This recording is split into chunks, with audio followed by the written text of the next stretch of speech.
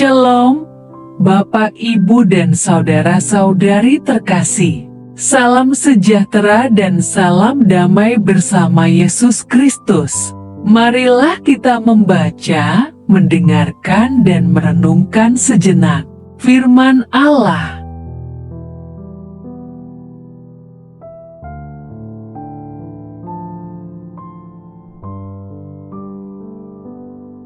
Bacaan pertama.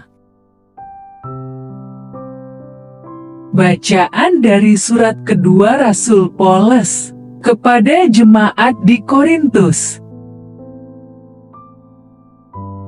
Saudara-saudara, orang yang menabur sedikit akan menuai sedikit juga, dan orang yang menabur banyak akan menuai banyak juga. Hendaklah masing-masing memberikan menurut kerelaan hatinya, jangan dengan sedih hati atau karena paksaan, sebab Allah mengasihi orang yang memberi dengan sukacita. Dan Allah sanggup melimpahkan segala kasih karunia kepada kamu, supaya kamu senantiasa berkecukupan di dalam segala sesuatu, dan malah berkelebihan di dalam pelbagai kebajikan. Seperti ada tertulis, Ia membagi-bagikan, Ia memberikan kepada orang miskin, kebenarannya tetap untuk selamanya. Ia yang menyediakan benih bagi penabur dan roti untuk dimakan. Ia juga yang akan menyediakan benih bagi kamu dan melipat gandakannya dan menumbuhkan buah-buah kebenaranmu. Demikianlah sabda Tuhan. Syukur kepada Allah.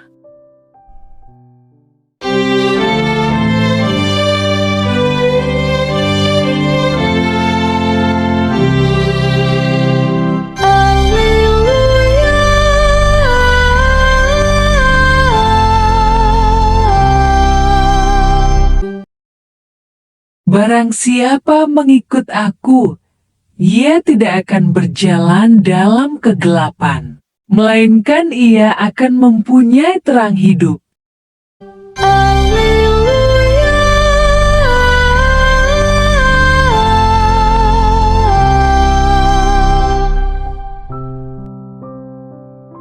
Tuhan bersamamu dan bersama rohmu. Inilah Injil suci menurut Yohanes. Aku berkata kepadamu, sesungguhnya jikalau biji gandum tidak jatuh ke dalam tanah dan mati, ia tetap satu biji saja. Tetapi jika ia mati, ia akan menghasilkan banyak buah. Barang siapa mencintai nyawanya, ia akan kehilangan nyawanya.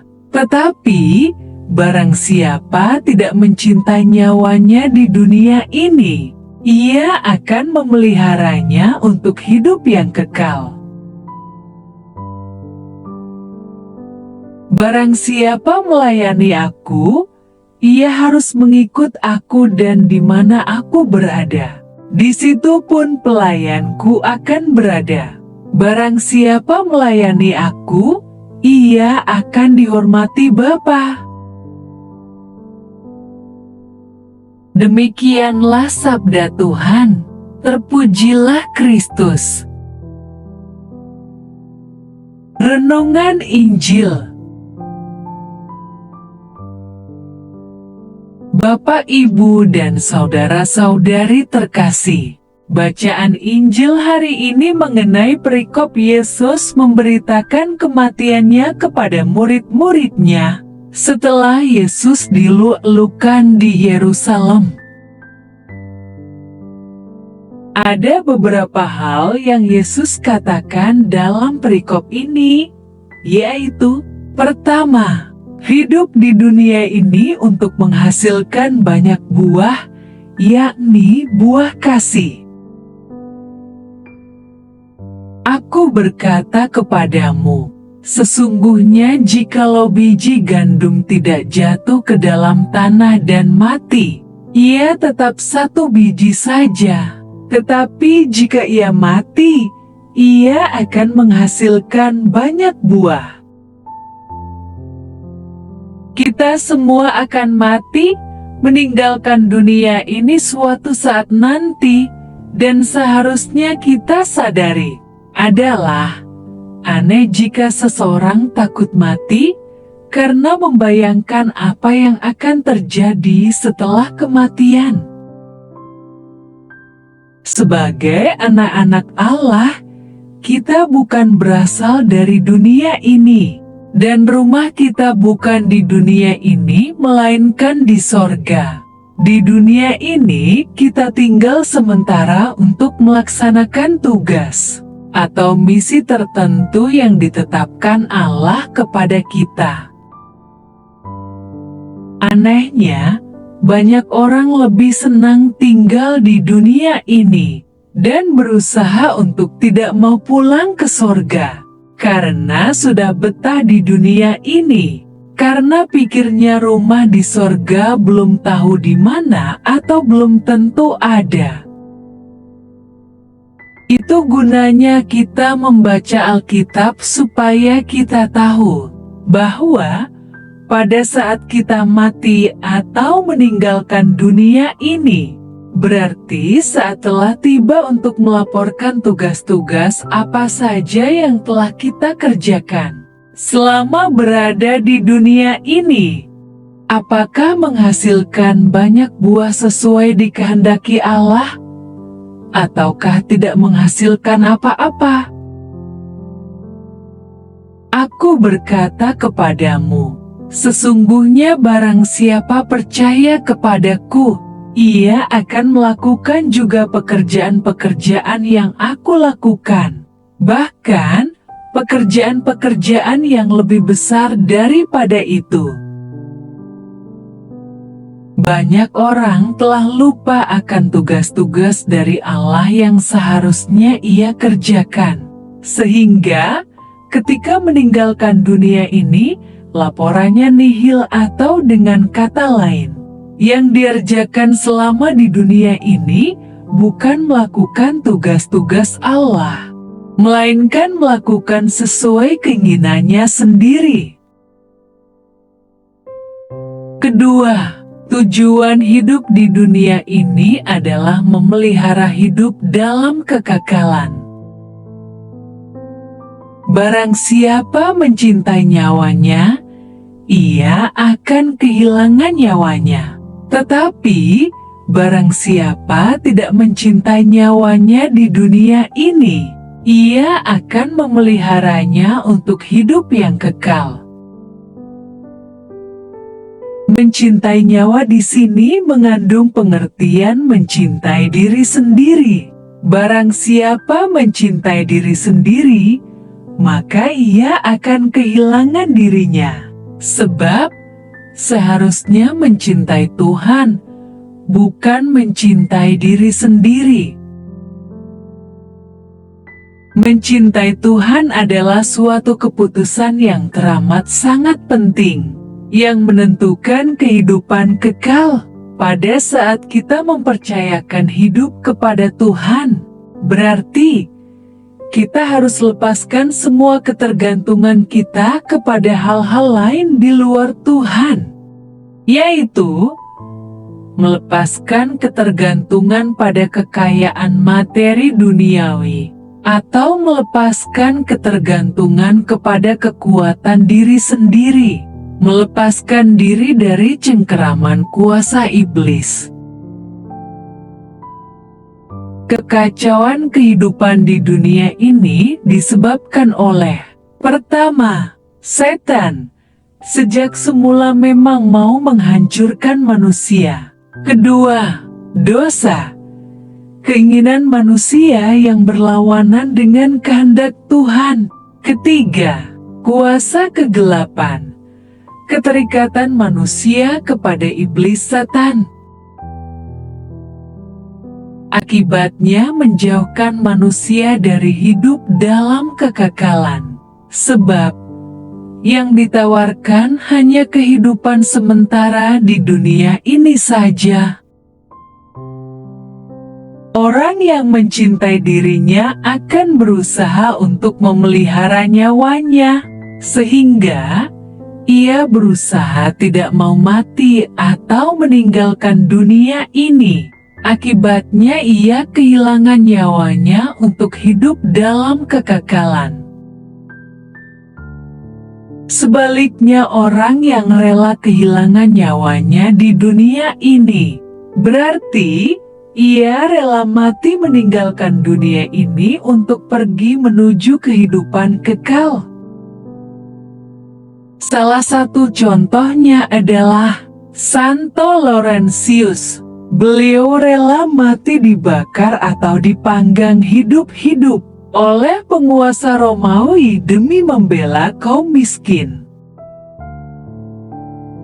Dan masih banyak contoh lainnya di mana seorang beriman rela kehilangan nyawa demi menjalankan misi atau tugas yang diembannya dari Tuhan, dan kematiannya tidak sia-sia, sebab menghasilkan buah kasih yang sesuai dengan yang dikehendaki Tuhan. Ketiga, setia dan taat kepada Tuhan Yesus. Barang siapa melayani aku, ia harus mengikut aku, dan di mana aku berada, di situ pun pelayanku akan berada. Barang siapa melayani aku, ia akan dihormati Bapa. Sering kita dengar istilah hamba Tuhan atau pelayan Tuhan. Yesus mengatakan pelayannya harus melayani Dia dan mengikuti Dia. Jadi sebagai hamba Tuhan atau pelayan Tuhan adalah melayani dan mengikuti kehendak Tuhan. Sebagai seorang pelayan, apalagi sebagai pelayan Tuhan, ia hanya melakukan sesuatu yang disuruh oleh tuannya. Kita sebagai orang beriman kepada Yesus berarti kita melayani Yesus dan hanya melakukan sesuatu yang disuruh oleh Tuhan Yesus. Sering terjadi orang beriman melakukan sesuatu yang katanya untuk pelayanan, berdasarkan apa yang ia pikir, apa ia mau lakukan tanpa bertanya kepada Tuhan, apakah pelayanan ini Tuhan kehendaki? Dengan kata lain, seharusnya kita tunggu dan dengarkan apa yang diperintahkan Tuhan untuk kita kerjakan, atau yang ditugaskan Tuhan kepada kita. Bagaimana caranya? Bahwa ini tugas yang disuruh oleh Tuhan, tentu saja kita tahu melalui relasi intim kita bersama Tuhan, yaitu dalam doa, dalam saat-saat teduh bersama Tuhan, dan kita menjaga kemurnian hati kita, sehingga kita dapat membedakan manakah suara Tuhan atau ini keinginan kita, atau bisa jadi ini suara iblis penuh dusta. Sebagai pelayan atau hamba, segala sesuatu yang dikerjakannya adalah semata-mata untuk kepentingan tuannya. Demikian juga kita sebagai hamba atau pelayan Tuhan. Segala sesuatu yang kita kerjakan tidak boleh ada secuil pun untuk kepentingan diri kita, keinginan kedagingan kita, dan benar-benar harus murni mengosongkan diri dari segala keinginan pribadi kita yang seringkali membonceng ketika sedang melakukan tugas pelayanan dan tugas-tugas dari Tuhan. Kesetiaan dan ketaatan kepada Tuhan adalah kunci utama yang menentukan apakah kita berhasil atau tidak berhasil menghasilkan buah-buah kasih yang sesuai dengan kehendak Tuhan. Bapak, Ibu, dan saudara-saudari terkasih, semoga perkataan Yesus pada hari ini menyadarkan kita bahwa hidup di dunia ini harus menghasilkan buah-buah kasih.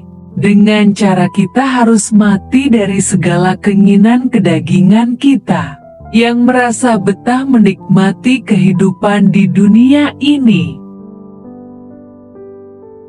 Kita harus memutuskan tujuan hidup di dunia ini. Apakah untuk kehidupan kekal di sorga ataukah untuk kehidupan di dunia ini saja? Jika memutuskan untuk kehidupan kekal di sorga, maka kita harus mati dari keinginan-keinginan dunia dan melakukan keinginan sorgawi. Dan jika memutuskan untuk kehidupan di dunia ini, maka kita akan kehilangan nyawa untuk hidup di dalam kekekalan di sorga. Marilah berdoa. Allah Bapa, sumber pengharapan, Engkau telah mengikat perjanjian dengan semua orang melalui Yesus yang terurapi.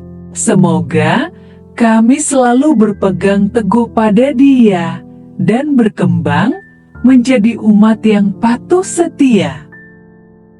Dengan pengantaraan Yesus Kristus, Putra-Mu, Tuhan kami yang bersama Dikau, dalam persatuan Roh Kudus, hidup dan berkuasa Allah sepanjang segala masa.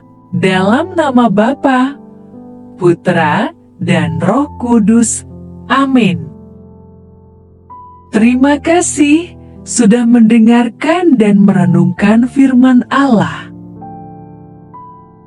Jangan lupa subscribe dan jangan lupa juga aktifkan loncengnya. Terima kasih, Tuhan Yesus memberkati.